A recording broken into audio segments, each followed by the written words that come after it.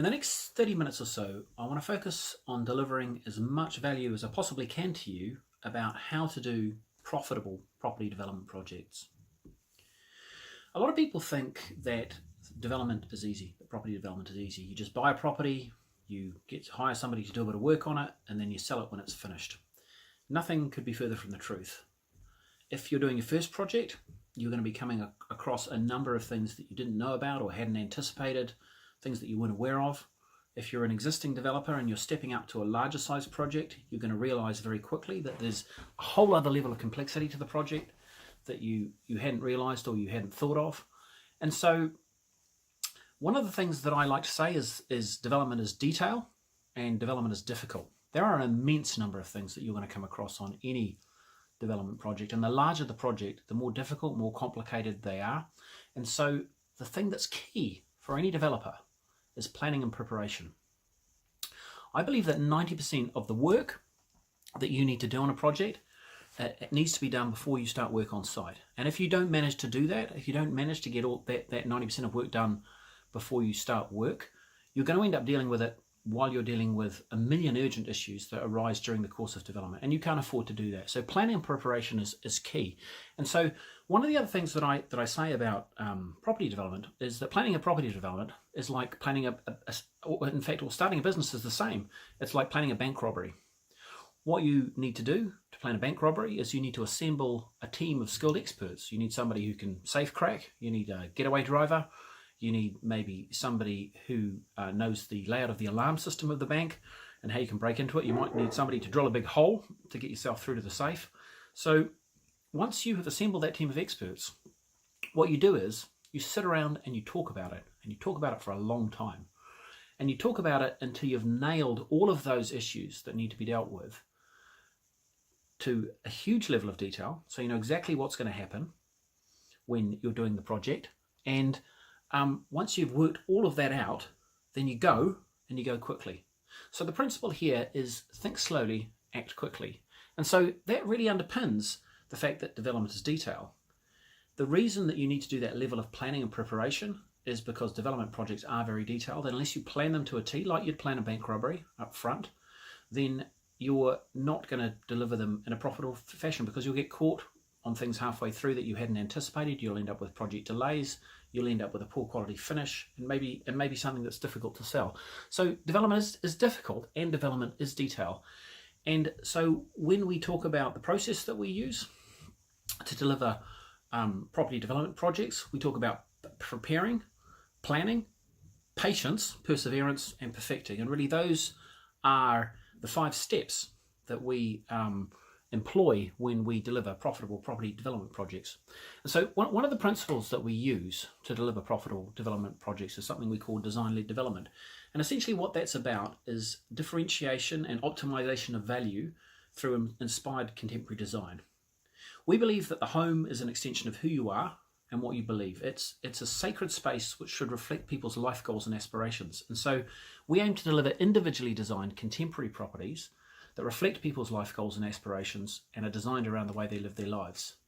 We believe that whatever the price of a home, it should be well designed. So this is not just about delivering high-end exclusive properties with a really high level of specification.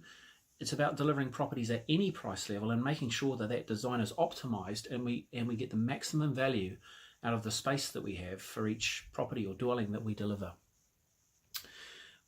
Another part of design-led development is the use of technology to enhance people's lives, and we put features into our properties that enable us to do that.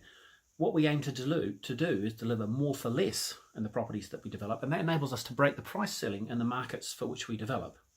And so that enhances the profitability of our projects.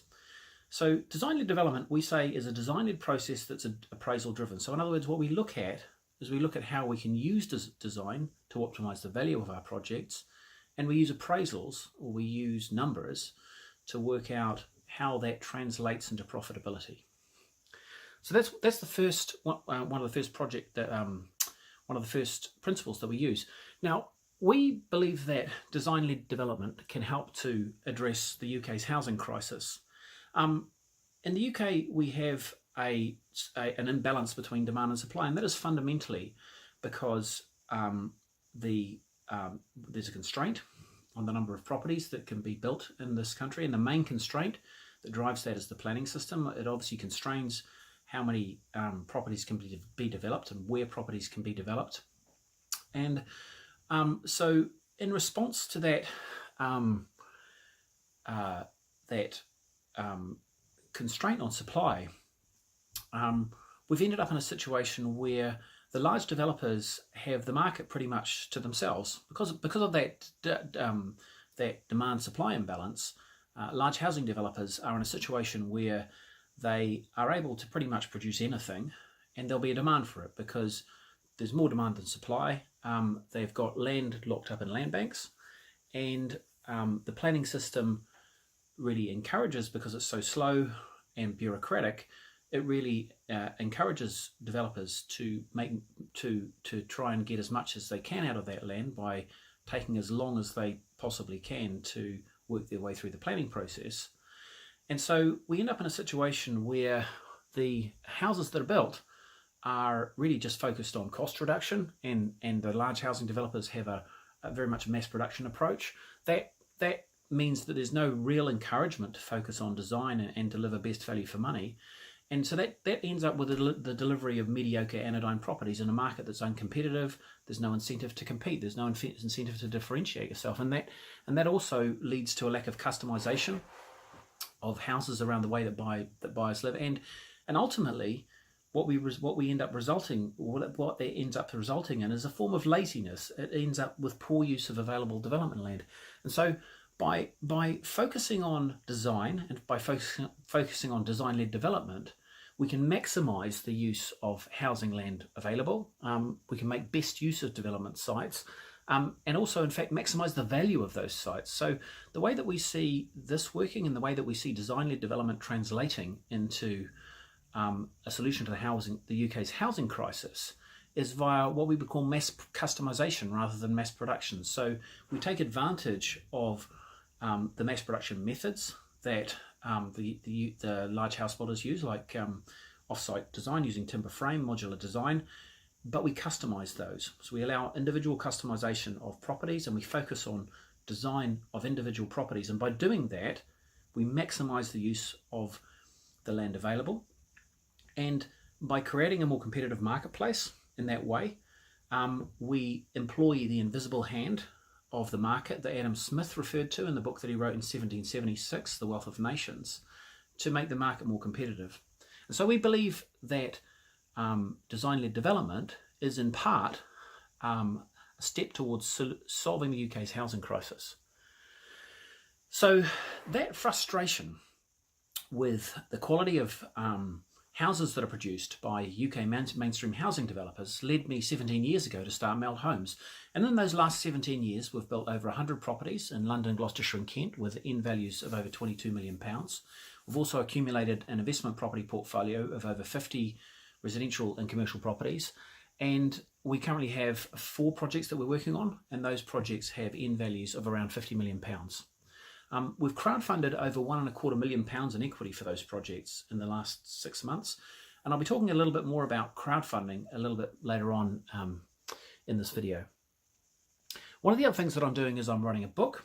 The book will be called Getting It Up, and it will be talking about the methods that we use to deliver profitable property developments and how other developers or people that want to become developers can take advantage of the knowledge and experience that we've developed to do their own property development projects.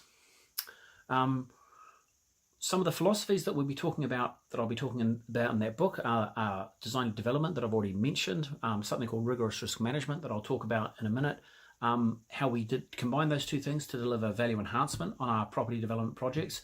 I'm aiming to launch the book in mid-2019.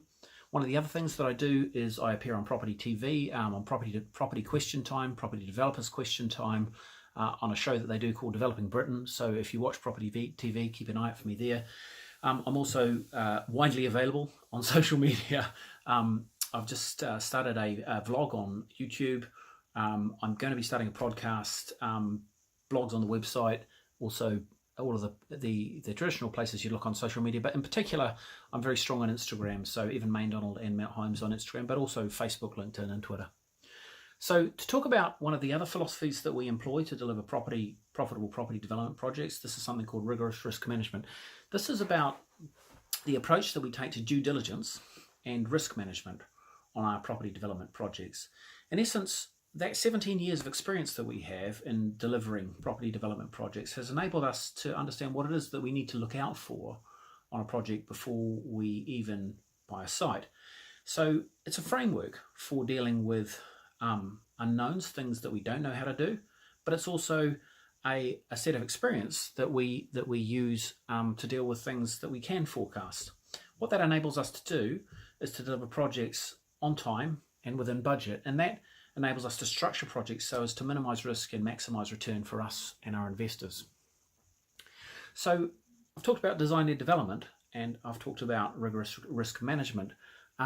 Those two things, we combine those two philosophies to deliver value enhancement on our development projects. That process is driven by design, but what it actually ends up doing is it delivers a reduction in risk. By enhancing the value of development sites before we even start work on them, we can increase the end values of the properties we develop. We can increase the profitability of the project, and by increasing the margin available in the project, we actually reduce the risk. And so the ways that can come about are multiple. It can be by increasing floor space on the particular site that we're working on. It could be gaining consent that could be by gaining a consent for larger or additional units, or possibly another story on a building, say in a city centre site. Or it could be about optimization of unit sizes to increase the return on the approved space. So for example, on the project that we're currently working on in Clapham in SW9, the 3-bed units there, the net return per square foot is about £750 a square foot, whereas with studio flats, the return on those is about £1,100 a square foot. So by optimizing the unit sizes and bringing the sizes down and potentially creating a different mix with more studio flats and more 1-beds and less 2 and 3 beds, we can actually increase the value of the site. That process of optimizing the design by reducing the risk, reduces the risk on the project by increasing the profitability, and so in a way it acts as a bridge between design-led development and rigorous risk management. Another thing that's worth thinking about is that if you buy the right site, so if you focus on buying sites which have a lot of potential for enhancement, you can actually make more money from that enhancement than you can from the development of the site. So moving on from value enhancement, I'd just like to talk a little bit about one of the projects that we have recently enhanced the value of. That's our site in Gloucester. It's a development called Lime Grove. When we originally acquired that site, it had an outline consent which envisaged around 11,500 square feet of space on the site. The consent that we subsequently got allowed for around 18,500 square feet of developable space on the site. We finally then ended up with a consent which provided for around 25,000 square feet of space on the site, and by going through that process of enhancement, what we've ended up doing is doubling the site value. So we paid £725,000 for the site. With all of the enhancements included, the value of the site is around about double that, more like 1.4 million. So that gives you and in fact the end value of the development has risen from something like £4 million to something like £7 million. And so that gives you an idea of the impact, of the positive impact that value enhancement can have on the profitability of your property development projects. So I want to talk a little bit now about equity crowdfunding, our experience in equity crowdfunding. We launched our first equity crowdfunding project on the project we've just completed in Hythe in Kent in November 2017. We looked to raise £200,000. So this was really a bit of a trial for us with crowdfunding, just to see how it worked. It took us 7 weeks to raise that £200,000, and we raised around 80% of people that we already knew.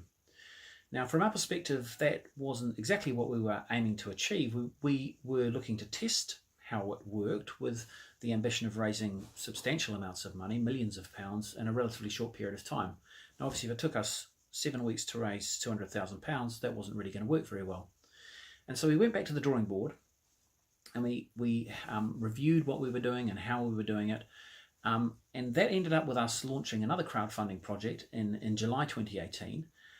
We launched a project on a development that we're doing in Cinderford in Gloucestershire, raising £130,000. We launched the crowdfund at 4 o'clock on a Tuesday, and we closed it the following morning at 10 o'clock with £130,000 raised. So by the time that we closed it, we had interest from investors with over £1.5 million. So from our point of view, that proved that we could raise money quickly. And so what we then did is we launched a further crowdfunding project on our site in Gloucester in November 2018. On that project, we raised a total of 1.13 million. We raised £600,000 in the first 24 hours. Within a week, we had £840,000 in, and we raised the full amount in less than 3 weeks. And a further £600,000 came in after the deal closed. So from our point of view, that constituted success. So the question is, how do we go about doing that? Okay, so I want to talk a little bit about understanding the investor mindset. Investors want to know 4 things. They want to know what return they're going to get, how long you're going to need their money for, what security you can offer them, and how they know they're going to get their money back. But they also want to know something, they need to know something else, or they need something else before they're going to be ready to invest. They need 7 hours, 11 touch points, and 4 locations to achieve something called zero moment of truth. Okay, so what is zero moment of truth? Zero moment of truth is the point that somebody makes a decision to buy something over the internet. This is based on a model that was originally developed by Procter & Gamble and used in their traditional marketing model before the internet came along. And essentially, the way that model worked is that somebody would have a stimulus. They'd be watching an advertisement on TV, they'd be reading a magazine, they would see an advertisement somewhere, and that would stimulate them to think, okay, I need to buy a thing, whatever that thing was, a TV, it could be a piece of electronics, a camera. They would go to the shop, usually the shop that they'd seen put the advert out, and they would have an interaction with a salesperson. And they would usually end up buying that product from the shop that they went to in the first place. And Procter & Gamble called that point at which they made that purchase decision the first moment of truth. They called the point when somebody went home and actually used the product that they'd bought the second moment of truth. So Google's research, which they called zero moment of truth, was about the point at which somebody makes that purchase decision on the internet and what they need to get to the point when they make that purchase decision. And they called that purchase decision, because it involved making a purchase without going to a shop, as the zero moment of truth. And what they found is that on average, people needed to do 7 hours of research over 11 touch points. And a touch point could be a blog post, it could be a video, it could be a post on social media. It's just a piece of content, it could be a review on a product. And those 11 touch points needed to be over 4 locations. A location could be a physical location, it could be a website, it could be a social media channel like Instagram, or it could be Facebook, or it could be YouTube. Those 4 touch points, those 11 touch points needed to be over those 4 locations, and there needed to be 7 hours of content consumed on average for the customer to get to the point where they made a purchase decision. So this research was also performed by Google on people making investments. And so if you're crowdfunding, you're going to be raising money over the internet. Crowdfunding is an internet-based activity, and so it's critically important that people are able to find 7 hours of content about you over those 4 locations, and find 11 different pieces of content, all fairly easily, so that they can get to that point where they effectively get to know, like, and trust you over the internet. And so it's critically important that if you're crowdfunding, that what people find when they Google you is reflective of what you are, who you are, and what it is that you're doing. It needs to enable people to get to know, like, and trust you over the internet. And that trust is also about that second moment of truth, the reviews that people, or things that people say about you, or the reviews about your products or services. That trust is there's a formula for trust which I use. There are multiple formulas for trust, but one of the ones that I use is trust equals consistency over time, and it's important that you're able to demonstrate that consistency over time in order for people to actually get to know, like, and trust you. And so building your personal brand, enabling people to get to know you, who you are and what you do, is also important if you're crowdfunding. And so in order to crowdfund large amounts of equity quickly, not only do you need to be able to publish that content on the internet, but one of the key things with crowdfunding large amounts of equity is preparation. Planning and building interest before launch. Test what it is that you're offering to investors. Start having conversations with investors before you launch your offer. A good crowdfunding platform will facilitate those conversations with investors for you so that you can actually test what the appetite is for your offer and maybe just tune it a little bit to make sure that you get it right before you launch it. It's critical that you get 60 to 70% of your money raised before you launch your offer. Why? Because if you launch an offer and it fills with maybe 20 or 30%, it will likely just sit there. People will conclude that it's not going to move very quickly and therefore they don't need to be in a hurry. If your offer launches and it fills to 70 or 80% on the first day, the rest will just come in. So that planning and preparation, so I started talking with my presentation about planning and preparation in terms of development. That's also critical in relation to crowdfunding. If you start slowly, you're going to end up taking a long time and you may not finish at all. One of the other things that's worth thinking about in terms of boosting your profile on the internet is breaking through the reticular activating filter. What's a reticular activating filter, you ask? We all have millions and millions of sensors on us. We have eyes, we have ears, we have a nose. We have millions, our skin's made up of sensors. We've got sensors all over it. And so what those sensors do is they feed an immense amount of information into our brains. Now, if we tried to analyze all of that information simultaneously, we would just crash. We couldn't possibly process it. So what we have in our brains is we have something called a reticular activating filter. And that thing filters out anything that's not relevant to what we happen to be doing or happen to be thinking about right at the moment. I don't know if you've ever had the experience when you've maybe noticed, say, somebody in a particular coloured dress or style of dress, or a particular breed of dog, or just a particular car, model of car. Once you've seen one of them, you start seeing it everywhere. That's your reticular activating filter in operation. Once something breaks through that reticular activating filter, it comes into your sphere of knowledge, and then you start noticing it. You never noticed it before because it was just blocked out. And so one of the things that you need to do in order to get yourself inside other people's reticular activating filter is get them to notice you. So market yourself by provoking thought. Give ideas to people. Give your best knowledge and ideas away to people so that they notice you, so that they then start taking notice of you. And then what you can do once they've done that, they can start going through that process of researching about you. They can consume content about you, about your company, over those 11 touch points and 4 locations to get to the point where they're ready to invest in your project. So it's important to give investors that light bulb moment that starts their research process. Another thing that's worth saying is that while the majority of investors, and this again is based on Google's Zero Moment of Truth research their decision for 2 weeks or longer, almost a quarter of investors begin researching their investment a day or less before completing their transaction. So it's important that that information is, that there's enough volume of information there that people can get to know, like, and trust you fast. Raising your profile on social media is very important. Encouraging people to follow you by delivering value to them. I've already touched on that. But I think focusing on that personal brand building, by giving away your best knowledge, experience and ideas for free, you can break through people's reticular activating filter. You can gain their interest. You can build your personal brand. So your brand is all about the value that you deliver to them. And by building yourself an audience, you get yourself in a position where you are able to raise money quickly because people know who you are.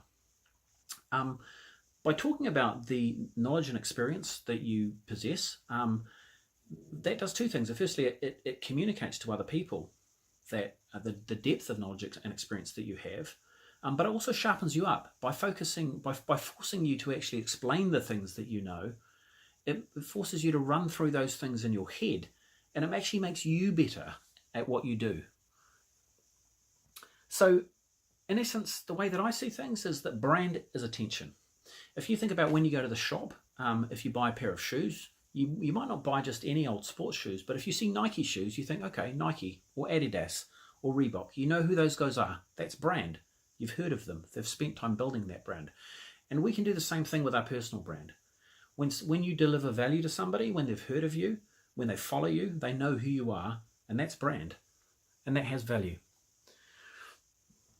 And so one of the other things that I wanted to talk about is disintermediation of traditional media channels. Traditionally, TV, radio, and newspaper essentially controlled the channels of communication to consumers. And we tend to think these days in those same terms about the way in which those traditional media channels work. So if somebody appears on TV or they're in the newspaper, you think, okay, they must be famous, they must be important.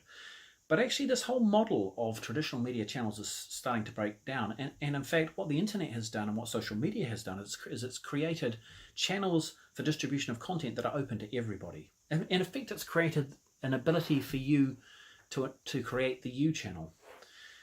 People are interested in lots and lots of different things, and they have very specific needs. And you might be interested in rubber-soled shoes for dogs.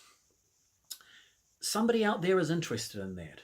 Whatever it is that you do, whatever it is that you're interested in, that you can talk about with competence, there will be people out there. There's an audience of people out there that are interested in that. Whatever niche of property you're involved in, there's an audience of people out there that are interested in that. And so that creates an opportunity for you to create the you channel, something that people who are interested in what it is that you do can follow. And those media channels, Facebook, Instagram, YouTube, they're the perfect opportunity for you to create content and publish it online that people can use to follow you and can understand exactly what it is that you're doing. A lot of people express concern about social media, about the way in which it's changing us, and I don't think it's changing us. It's merely exposing us. I think we're in the past we were able to hide behind things. We were able to live in a world where where what we were doing on a day-to-day basis wasn't exposed to people. I think by shining a light on some of the things that used to happen in dark corners, social media is maybe exposing some things that we find ugly, but at the end of the day, those things were still there. They're not, it's not changing us, it's just exposing what we do and what we are. But what that means is that the quality of experience that people have with you and with what you do is more important than ever. And and what it enables you to do is to create those great second moments of truth for your investors, for your customers, and create more touch points by doing that, by exceeding your investors' expectations.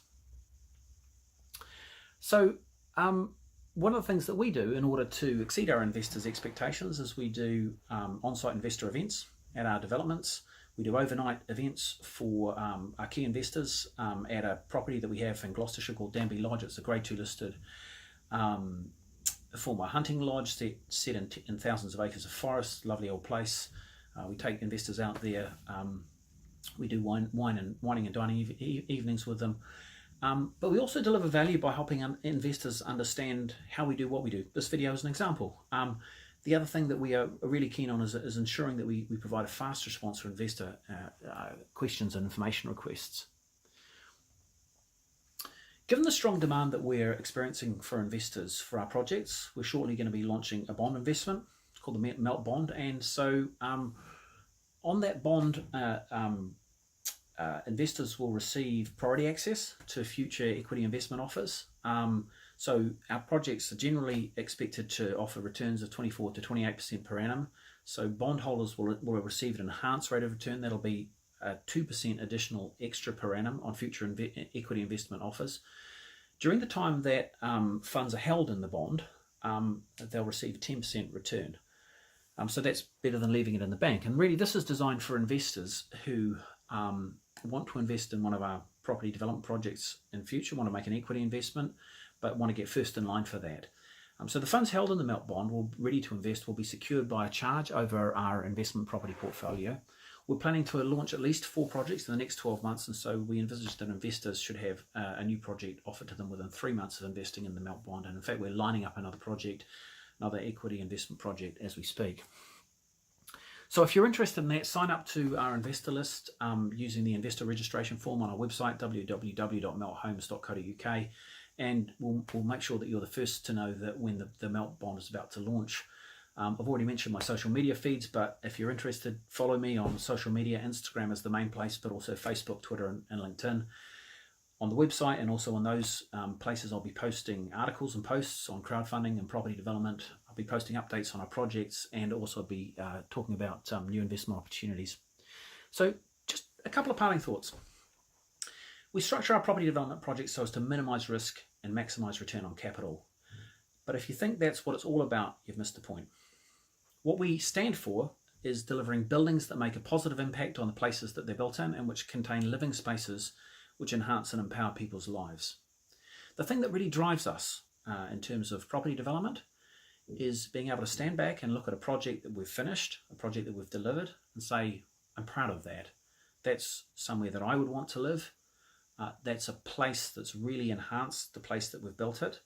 And there's a real intangible sense of pride that I get when I stand back and I look at a project and I say, that is a project that's delivered well, and that is a beautiful thing. So really that's what drives us, and that's what drives me to do property development. It's not about money, it's about that satisfaction of having delivered something. And that's why I don't feel like it's a job. I just enjoy what I do, and I love delivering beautiful projects. I love innovative design, I love contemporary design, and that's really what drives what we do. So thanks for listening to this. You know where to find us. Keep an eye out on social media, YouTube, etc. for more of this kind of thing.